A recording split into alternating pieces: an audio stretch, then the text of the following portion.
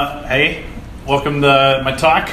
What? You don't have test cases? It's pronounced that way, so if you didn't read it that way in your brain, you can now associate it with that.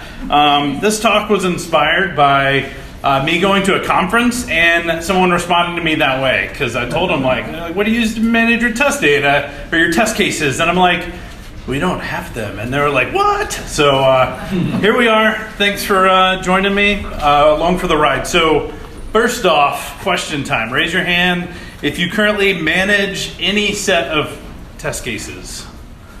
Okay, hey, it's most of the group. That's good. Okay, so hopefully this will be applicable and relevant. So again, my name is Butch Mayhew. I like to say howdy. So if you see me or hear me, it's probably me. I'm from Alabama, so we say things like that.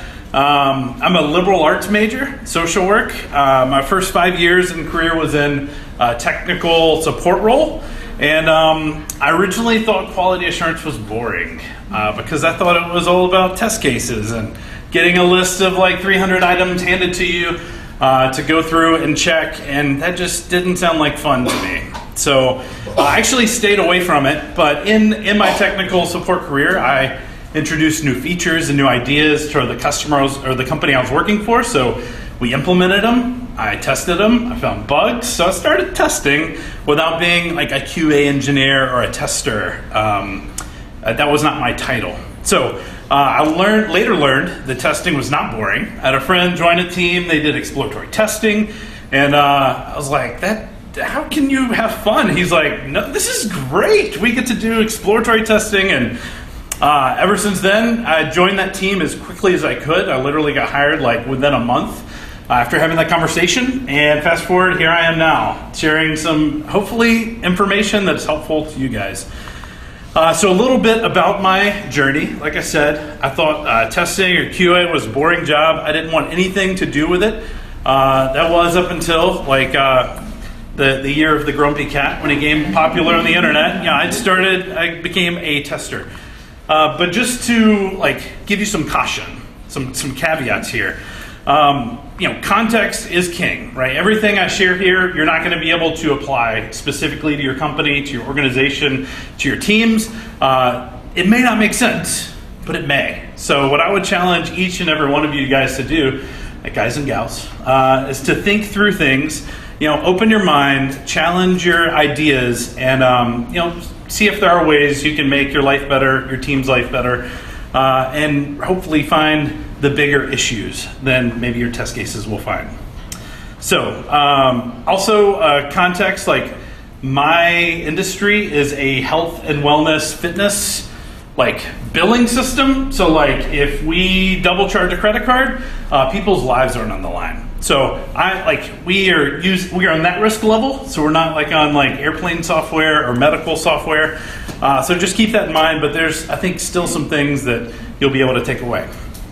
So I'm going to go through a couple of points that are hopefully helpful. We're going to start off with a high-level view. So in my opinion, one of the easiest ways to break away from some of those test cases is to actually understand your software. It's zooming out, getting the 10,000-foot view of what your software is, who it's for, why is a company paying you to test it, why are we developing it, and really becoming generalist experts of our software. We should know this part of the system does this really well, this part of the system doesn't do this very well, or maybe your system's just flawless like no one's. So you really want to take a broad look at your system and have a good understanding of it. And what that's doing, if you've been in some of the other talks, there's been a lot of talks about models. What you're doing is you're building a model of the system or systems that you're testing. That's super important for being able to apply exploratory testing and some of the ideas I'm going to bring. One thing that's also helpful is just learning more about systems thinking. What does that mean? I'm no expert, but there are experts who have written books. So this is a book. I can give you an Amazon referral link if you want, but no, just Google it, find it. There's an audio book. You can listen to it in 1x5 speed. It's great, but it's very helpful in just learning more about different ways of thinking. There's not much about testing in here, but everything about this book is about testing. It's about understanding the world you live.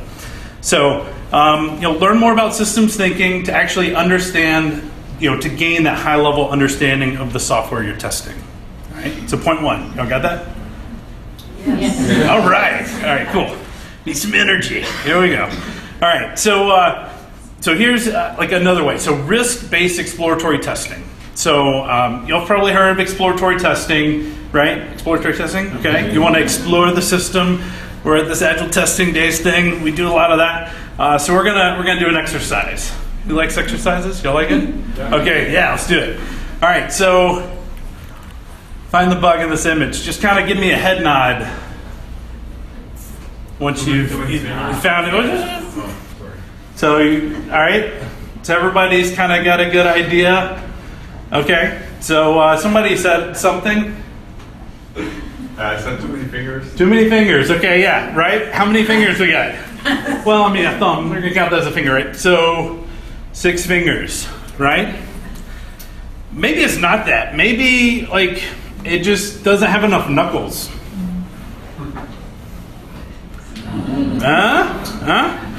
Or maybe this is actually an alien. And, 6 fingers is fine. Aliens' hands matter too. Or maybe, the hand is just missing the arm. Or maybe this is a break room at a brake factory and they spell brake wrong. Right? So, there are lots and lots of things when you start exploring software and exploring different things. I don't know if y'all know Tommy Boy. Love that movie. It's a break room. That was the problem, right? Knowing that 10,000-foot view of what the business is, what the software you're testing, asking questions like, where is this sign located? Maybe it's at the Callahan factory. That should be able to dial us into an actual risk or an actual bug. So I'm not going to go too deep into exploratory testing. It's kind of like an overview of helping kind of get rid of some test cases, but there's wonderful books about that. Explore It is a great one. We currently have a book club at our company. I'm going through it with 6 new testers. So we're learning, we're growing, we're getting on the same page. Super thin book. It's a great resource to learn from. So you may be asking, or maybe your manager is asking, hey, so you've got this 10,000-foot view. You do some exploratory testing. What in the world? There's no way you can get by with that. And that's true. You do need some other things that will help you along your journey when you get lost or when you're not sure what to do, or even to track certain things. So we're going to talk about some of that supporting documentation. We're going to start out with complex features. So who's ever tested a feature, or you were asked to test a feature, and maybe there's no docs, or there's no technical diagrams, or you don't even know what server it's on, so you're what in the world? How do I even test this thing? There's good news. You can learn how to test it by talking to somebody. Some of that tribal knowledge exists. So we're gonna create and document some of those complex features. So I'll give you a quote a little later, but this is an example of maybe what that is. So this is our Confluence. We use Jira in the cloud because we don't do the server on-prem stuff. But up at the top, you actually see, to configure one of these modules for simple, these are the settings you need. These things are not documented in the system. They may be documented somewhere deep in customer documentation, but a lot of times the customer service people know this the back of our heads. But if I'm a brand new tester and I come in to test this functionality, I need to know what toggles I need to turn on and off for this feature to work. We also need to know what permissions to set up, at least in our specific context and system. And then we also need to know where do we go to validate these things that it works. So this is an example document of how would we go about testing the online membership process. So we've documented this. You can see it's instructions, but it's not a test case, right? This is very general. This is here's how to do it. You go figure out what you need to do. Not go, here's like the 20 things you need to do to go check this off. You can see on the far left, we actually have like a lot of different things. So like Testing Expo, that's like a little microservice spa page we have. So we have like a page on how to test that, how to access it. What does it look like to, authenticate with that application? So we've got that throughout all of our systems. And this does take time to build, but this is documentation that's useful for lots of people. So my rule of thumb, a good indicator that something needs to be documented, you have to talk to another tester, developer, or step through code to get insight on how something works. So if you run into a situation, something's not clear, it's not straightforward, there's an indicator something needs to be documented, right? So I encourage you to document the complex things. Next topic I'm going to talk about are feature maps. So I was in Paul and Adrian's talk yesterday talking about test ideas and creativity. And one of the things that was new to me was this idea of a PCO. It's a product coverage outline. It's this idea, it's pretty much a test kit, like a feature map, but like more in depth. So I'm actually interested to kind of bring that back to the team and get some creative juices flowing with our team. But in the end, a feature map is going to be something that can be like a mind map, it could be a Confluence page, or even a spreadsheet that would list out all the different features and all the different pages. Okay, so it's not click here, go do this. It's just on the home page, these are the different actions. On the member page, here's some different actions. On the logout page, here's some different actions. On the payment page, here's some different actions. So an example would be something like this. So we've got an area of the system. So online, on our create account page, here's two different actions. On our find account page, we have one different action. And every once in a while, we'll run into like different modals. So this is how we've captured our feature map, but you could definitely do this visually much prettier in a mind map or something like that. We've leaned in towards the Excel side because we can actually add more columns to actually post like, hey, are there any automated tests that touch this page? Or any automation tests that can help validate some of that stuff to help calculate coverage and stuff like that. So this is an example our Confluence page. So this is two different systems. One was an Excel sheet. This is actually in Confluence. And you see our nice little automated column. These are great for onboarding. So you've got a new tester joining the team. Send them through like a manual regression path. Hey, go check out the login page. Here's all the things you can do. Maybe there's something that's kind of hidden. Maybe a direct URL that you're going to have listed through here, so they can get that 10,000 level view of the system just by going through that once. Honestly, once I know the system, I've gone through this 2 or 3 times, I'm not using it on a regular basis. I'm more of just keeping it up to date for the new testers that come in, for maybe new areas of the system I haven't touched in 2 years. So I can go back and reference, hey, I'm testing this feature in this area. I don't know it very well. Let me remind myself of everything it can do.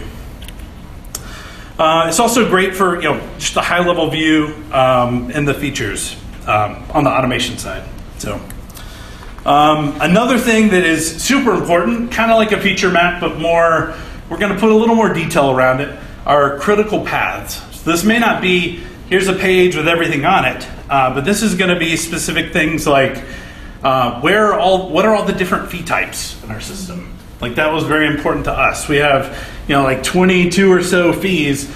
What are all those different things? So if we go make a change with our payment side, we actually have a scope that we can say, hey, line 2, line 8, line 9, we definitely need to test the rest of them. Maybe we test if there's more time. So this gives us a nice, we don't have to test every single thing. We want to test the right things. This gives us an idea and some documentation on how to do that. What types of payment types do we need to do, stuff like that. So it is checklisty, but this is the good kind of checklist. This is something that can be shared within the team, kept up to date, and is even helpful for business owners, product managers. If they're trying to create a new feature, pull this up. Hey, here's all the things you have to consider when it comes to different types of fees. This can also be done in a mind map. My brain doesn't work in mind maps. I wish it did. It just doesn't. But I know they're great for lots of people. So another thing that's super important, in my opinion, is just test automation. Is figuring out what are those things we need to test, and putting good test coverage around those things. If you can write all the steps out as a test case, which is just an algorithm, if you go look up what that definition is, it can be automated. Now, that doesn't mean it should be automated, but it could be. So rather than spending tons and tons of time of managing test cases, figuring out that what is, let's spend some of our efforts on figuring out what needs to be automated, and figure out if that makes sense, right? There's almost an art to it, so I'm not going to go into how you figure that out, but it's all about context. So test automation. Here's another quote. Super important. Do not farm out building your test automation. You know this. She just presented on frameworks. This is not for your summer, test intern that comes in for the summer. What's going to happen is you're going to have 18 frameworks and none of them are going to work, and it's just a huge failure. We've been down that path. Our company has. These are critical paths. You need to get some developer help if you don't have a good idea of what are those good developer practices. You can come talk to come talk to her. She will help you out. She did a fantastic job in the last presentation. So the goal here is to write reliable, sustainable, and consistent automated tests. Okay, so reliable. They're going to run and pass if they're supposed to pass, fail if they're supposed to fail, consistently, okay, and sustainably, which means I don't run them once and then I have to go clean up a bunch of data manually so I can run them again, right? They need to be sustainable and easy to maintain from a code base perspective. Specifically, this is our framework. This is just high level. If you're interested in what we use or some of our technologies, I can definitely run into that on a side conversation. Come find me. But we use Water, which is an abstraction on top of Selenium, makes writing tests super easy to test our UI side. We use HTT Party. It's just a Ruby gem. This is a Ruby framework, so to test our API calls, so our API layer. And then we have a data factory that talks to our database. So we actually, with the data factory, it's kind of bundled with all this under the RSpec runner. So we'll go and create database, create a database connection, create our information we want to test with, execute the test, validate the data in the database, validate it on the front end, and then clean up that data. So that's our data factory kind of handles a lot of that stuff. But it's something we custom built. It's not something out of the box. These are open source tools.